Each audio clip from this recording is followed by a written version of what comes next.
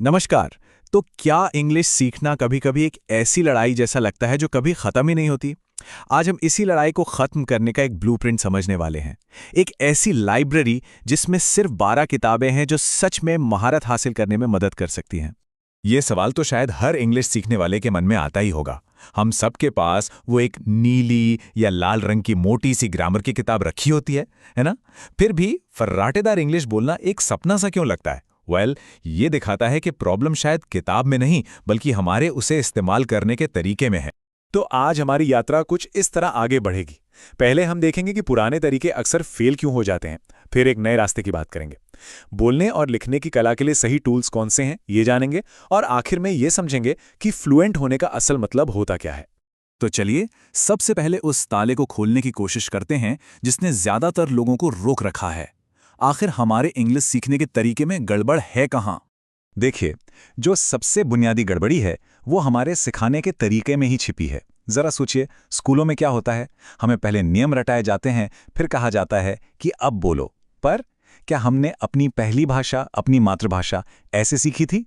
बिल्कुल नहीं। हम तो पहले बोलना शुरू करते हैं और ग्रामर के नियम तो बहुत बहुत बाद में समझते हैं। बस सीखने का यही जो उल्टा क्रम है ना, यही सबसे बड़ी प्रॉब्लम है। और इसी एक गलत तरीके का फायदा मार्केट में खूब उठाया जाता है। ये जो 90 घंटे में फर्राटेदार इंग्लिश सीखने वाले कोर्सेज होते हैं ना, वो असल में सिर्फ मुट्ठी भर, मतलब कोई 60-70 सेंटेंस स्ट्रक्चर सिखाकर छोड़ देते हैं। और स्कूलों में तो अक्सर वो किताबें मिलती ही नहीं जो सबसे अच्छी हों, बल्कि वो मिलती हैं जिनसे पब्लिशर को मोटा कमीशन मिले। तो ठीक है, पुराना रास्ता अगर बंद है तो जाहिर है हमें एक नए रास्ते की जरूरत है। एक ऐसा रास्ता जो सिर्फ रट्टा मारने पर नहीं, बल्कि सच्ची समझ पर आधारित हो। ये बात बिल्कुल सटीक बैठती है। गलत किताबें आपको थोड़ी देर के लिए शायद गर्म तो रख सकती हैं, मतलब ऐसा लग सकता है कि कुछ सीख रहे हैं, लेकिन उनसे जो ज्ञान का दिया जलना चाहिए ना, वो नहीं जलता। सच्ची महारत के लिए तो सही ईंधन चाहिए, मतलब सही किताबें। तो फिर चाबी क्या है? बहुत सिंपल है, हमारे सीखने के रिसोर्सेज की क्वालिटी। अगर बेहतरीन इंग्लिश सीखनी है तो हमें उन लोगों से सीखना होगा जो इसके मास्टर हैं, और उनकी पूरी की पूरी नॉलेज, उनकी बुद्धिमत्ता उनकी किताबों में ही तो बंद है। तो चलिए अब अपनी लाइब्रेरी की पहली शेल्फ तैयार करते हैं। ये वो किताबें हैं जो हमारी बोलने की नींव रखेंगी। और ध्यान रहे, ये नींव ग्रामर को रटने के लिए नहीं, बल्कि उसे अंदर से महसूस करने के लिए है। तो हमारी यात्रा की शुरुआत होनी चाहिए ग्रांट टेलर की इस किताब से। इसकी खासियत एक लक्ष्य रखना है कि इसे कम से कम 8 बार पढ़ना है। जी हाँ, 8 बार। इसके बाद जो होगा वो जादू जैसा है। नियम याद नहीं करने पड़ेंगे, बल्कि सही और गलत सेंटेंस की एक फील आने लगेगी अंदर से। इसी को कहते हैं इंट्यूटिव ग्रामेटिकल सेंस। इस किताब की असली ताकत इस एक नंबर में छिपी है, 783। जरा सोच कर देखिए, जहां एक औसत कोचिंग क्लास मुश्किल से 60-70 सेंटेंस स्ट्रक्चर्स पर अटक जाती है, वहीं ये एक अकेली किताब हमें 783 स्ट्रक्चर सिखाती है। इतनी मजबूत नींव के साथ तो हम रोजमर्रा की लगभग हर बातचीत के लिए तैयार हो जाएंगे।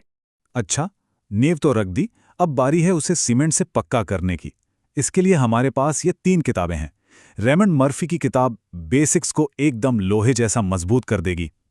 जेराल्डीन वुड्स की किताब एक मजेदार दोस्त की तरह मुश्किल नियमों को हंसते खेलते सुलझाएगी। और माइकल स्वान की किताब, ये एक एक्सपर्ट की तरह ब्रिटिश और अमेरिकन इंग्लिश के बारीक फर्क को समझने में मदद करेगी। तो एक बार बोलने की नींव मजबूत हो जाए तो अगला कदम है लिखने की कला में मास्टरी हासिल करना। और हाँ, इसके लिए भी एक प्रॉपर सिस्टमैटिक तरीका है। इससे एक तरह का 3 स्टेप कोर्स समझ सकते हैं। पहली किताब ऑन राइटिंग वेल कैंची की तरह काम करती है, लिखाई से सारे फालतू शब्द काट देती है। दूसरी, द एलिमेंट्स ऑफ स्टाइल, हमारे वाक्यों को सही ढांचा और पंक्चुएशन देती है। और तीसरी, रैपिडेक्स, हमें प्रोफेशनल दुनिया में सही टोन और लहजा सिखाती।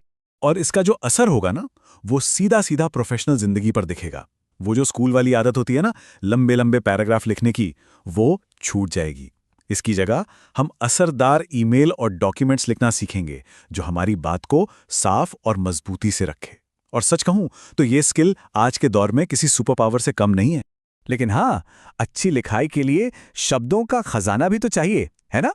और उसके लिए नॉर्मन लुइस की वर्ड पावर मेड इजी से बेहतर कुछ भी नहीं है। पर यह एक अनुशासित कोर्स है, 47 सेशन 47 दिनों में। इसे एक चैलेंज की तरह लेना होगा। चलिए अब आते हैं हमारी लाइब्रेरी की आखिरी शेल्फ पर। ये हैं हमारे रेफरेंस टूल्स। वो हथियार जो हमेशा हमारे साथ रहेंगे। ये डिक्शनरीज हमें भाषा की गहराई और उसकी बारीकियों को समझने में मदद करेंगी। यहाँ हर डिक्शनरी अपने आप में एक एक्सपर्ट है। जैसे ब्रूअर्स एक इतिहासकार की तरह है जो शब्दों के पीछे की कहानियां सुनाती है। ऑक्सफोर्ड एक साइंटिस्ट है, एकदम सटीक और सीधी साधी परिभाषा देती है। कैम्ब्रिज इंग्लिश एक साहित्यकार की तरह है जो खूबसूरत वाक्यों में शब्दों का जादू दिखाती है। और कैम्ब्रिज ईडियम्स, ये वो माहिर गाइड है जो मुहावरों का सही इस्तेमाल सिखाता है। तो इन सभी टूल्स के साथ अब हम अपने इस यात्रा के सबसे ज़रूरी पड़ाव पर आ गए हैं। ये समझना कि किसी भाषा में एक्सपर्ट होने का, या जिसे हम फ्लुएंट होना कहते हैं, उसका असली मतलब आखिर है क्या। ये बात बहुत गहरी है। एक एक्सपर्ट सिर्फ नियम नहीं जानता, वो शब्दों के पीछे की कहानियों को, उनकी आत्मा को समझता है। यही वो गैर ज़रूरी या फालतू जानकारी है जो हमें ब्रूअर्स जैसी डिक्शनरी में मिलती है, जो एक साधारण लर्नर को एक सच्चे मास्टर से अलग करती है। तो ये रहा वो पूरा का पूरा नक्शा जो इंग्लिश में महारत की ओर ले जा सकता है। अब सवाल सिर्फ एक ही बचता है, हम इस रास्ते पर कितना दूर चलने के लिए तैयार हैं। ये यात्रा अब शुरू होती है। हमारे साथ बने रहने के लिए धन्यवाद।